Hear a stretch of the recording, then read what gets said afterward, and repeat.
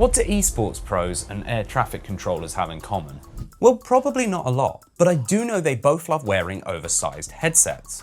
And if oversized headsets are something that you like the sound of, then there's a good chance I think you're going to like what Razer has sent me.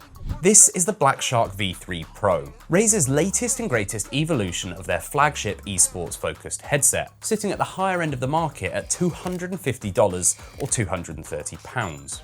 As you'd expect from a headset in this price range, it's absolutely packed with just about every feature you could possibly ask for from a modern gaming headset, such as hybrid active noise cancellation, multi-device connectivity, ultra-low latency mode, pro-tuned FPS profiles, a HyperClear full bandwidth detachable microphone, and my personal favorite, 7.1.4 surround sound. It's compatible with PC, Mac, Xbox, PlayStation, Switch, Switch 2, Steam Deck, and most smartphones, though there are some features that are PC or console specific. I'll do a deeper dive into each of these features in a moment, but before that, I want to talk about what I believe to be the foundations of a good headset: build quality, comfort, and audio quality. Like most Razer products, the Blackshark V3 is made of good quality, lightweight plastic and metal parts, which definitely feel like they could take a knock or two.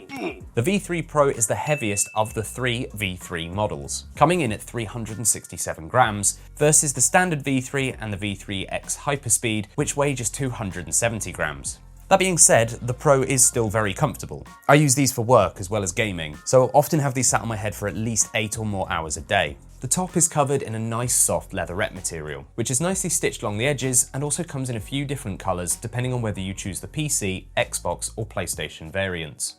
The ear cup cushions are made of dual-layered flow-knit memory foam, which is basically a combination of foam and faux leather. This helps improve the sound isolation and also grants moisture-wicking properties, which is really nice if you're the sort of gamer that gets wet ears whilst playing. On the back of each ear cup, there's a removable magnetic plate, which will soon easily allow you to customize your headset. At the time of recording this video, these magnetic plates aren't actually available to buy yet. You can, however, see a few examples of what's to come on the Razer website, but at the moment it looks like there's only a few different eSport team variants. Personally, I really like to customize my stuff, so I think this is a really cool idea, and I hope to see more options like this available in the future. In regards to headset controls, we have the mute button, a power button, a volume knob, the ANC button, the smart switch button, and a footsteps roller, which allows you to adapt your EQ on the fly to make footsteps sound clearer. The headset is charged via USB-C and has a battery life of up to 70 hours on PC or 48 on Xbox and PlayStation. The microphone is a fully detachable Razer HyperClear Wideband 12mm mic. This mic boasts a larger capsule size and a sampling rate of 48 kHz, so it's been built to ensure your voice is as clear as can be and has an easier time filtering out background noise, which could be important if you're the one calling the shots for your team. She sells seashells by the seashore. The shells she sells are seashells, I'm sure. I have to say, I've had a fair few compliments about how clear this mic sounds, but also a couple of comments on how I look like I'm in the middle of helping to land a Boeing 747. It's obviously not desk mic quality, but it is leagues ahead of other headsets that I've used over the years. I must say though that I'm not entirely sure I'm sold on the detachability of this mic. Is detachability a word?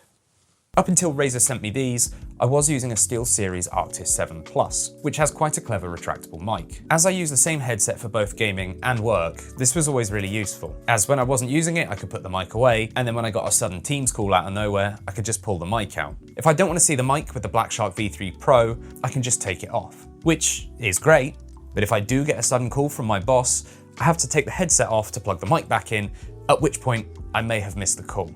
I know it's a really minor thing, and the Blackshark is designed for esports, not Teams calls, but if you're spending $250 on a headset, you'll likely want to get as much use out of it as possible. Okay, let's talk about audio quality. Each of the Blackshark V3 models have slightly different driver setups, but the Pro takes things a step further with Razer's Triforce Bio-Cellulose 50mm Gen 2 drivers. Now, fancy marketing names aside, what does that actually mean? Razer essentially separates the low, mid, and high frequencies, so each range can be tuned independently, almost like having 3 mini drivers inside one ear cup. And in practice, it genuinely gives the V3 a cleaner, more defined sound compared to most gaming headsets that I've used. For general gaming, the audio is punchy, detailed, and just sounds really good.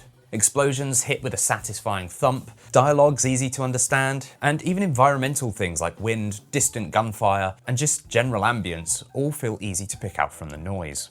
But where I think it really shines is positional audio. With the built-in 7.1.4 surround sound, you don't just get left and right separation, you also get a sense of height and depth. In shooters like Apex Legends or Valorant, this makes it noticeably easier to pinpoint where footsteps or gunshots are coming from. Music performance is solid as well, though this is where you might start tweaking audio profiles in the Razer Synapse app. Out of the box, the sound leans slightly towards being more gaming focused. Punchier bass, brighter highs, but with a few adjustments you can make it a bit more of a balanced daily driver. The Razer Synapse software gives you a ton of control over your EQ settings, and if you don't like tweaking your own EQ, there are 4 really good baseline templates that you can use. Default, which is a balanced profile for everyday use, though I did find this to be a little bit bassy. Game, for enhanced spatial awareness to help you hear footsteps and reloads.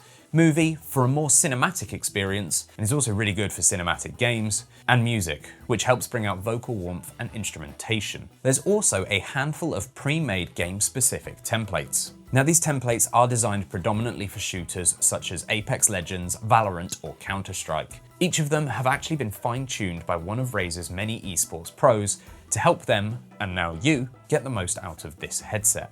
You also have this cool game profile feature that lets you automatically load up an EQ profile depending on the game you're launching.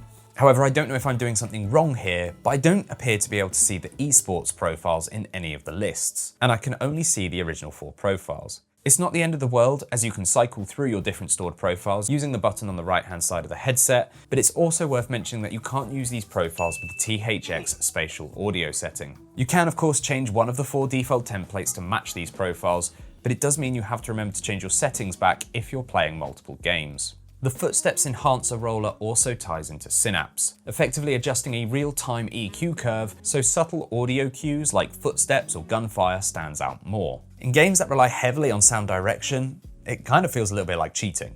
Outside of EQ, you can use Synapse to enable ultra-low latency mode, set audio enhancements like voice clarity or bass boost, change the mic EQ, monitoring or enhancements, update power saving settings, change the game-to-chat audio balance between the 2 channels, or enable and disable active noise cancellation, which of course can also be achieved by pressing the ANC button on the headset. The active noise cancellation comes with 4 levels, but honestly I struggle to notice much difference between them. That said, the ANC itself is excellent at blocking out PC fans, keyboard clacking, and to be honest, most background sounds. You can also switch on ambient mode, which pipes in external sounds should you still need to hear what's going on around you. You can toggle this on or off with the button on the headset, or you can actually change the footsteps roller to become a pass-through roller to change the level of the audio that's being piped into the headset. Okay, let's talk about connectivity. Now you have 4 different methods to connect this headset to your device, 2 of which can be connected at the same time. First up, we have the Gen 2 Razer Hyperspeed Wireless, which is the most reliable method of connectivity for most devices and offers ultra-low 10 ms latency, meaning you're going to hear audio cues much faster than you would with a standard headset.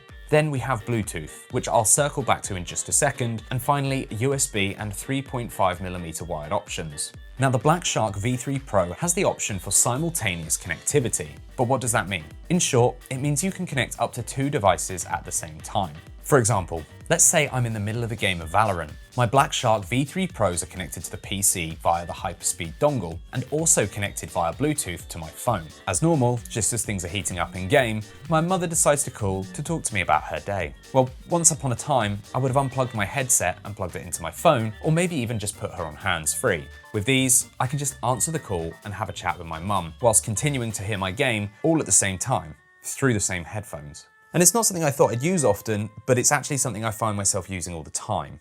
Bluetooth seems to work well across most devices, but I have had huge issues with it on macOS devices. I have 2 different MacBooks that I've tried connecting to, and on both of them the audio sounds like you're listening through giant baked bean cans. So be warned, Mac users. So do I think the Blackshark V3 Pro is worth the $250 price tag? It's a lot of money for headphones, but they are really good. It's well constructed, comfortable, and has pretty much every feature I could ever think of needing. The audio quality is super clear and responsive, and the EQ profiles are really effective. Whilst I don't get to hear the quality of the mic very often, I do get a lot of compliments about how good it sounds. I absolutely love being able to connect to two devices at the same time, and the active noise cancellation works exactly as you would expect it to. It's certainly not the cheapest or the lightest headset out there, and I do find the dual chat/game audio channels to be a bit of a pain, as I'm often switching between 3 different devices, but that said, I've had this exact same issue with other dual channel headsets in the past, so it's not a problem that's unique to Razer. If you take your esports seriously, then you need a proper esports headset, and I genuinely think this fills that void. If you're more of a casual gamer and you don't need pro-tuned EQ settings and high-quality microphones, then there's definitely much cheaper alternatives available. Thanks for watching this one through to the end. Remember to drop me a sub if you haven't already. Thanks again to Razer for providing me this headset to review, and if you can think of any other similarities between esports players and traffic controllers, leave it in the comments below.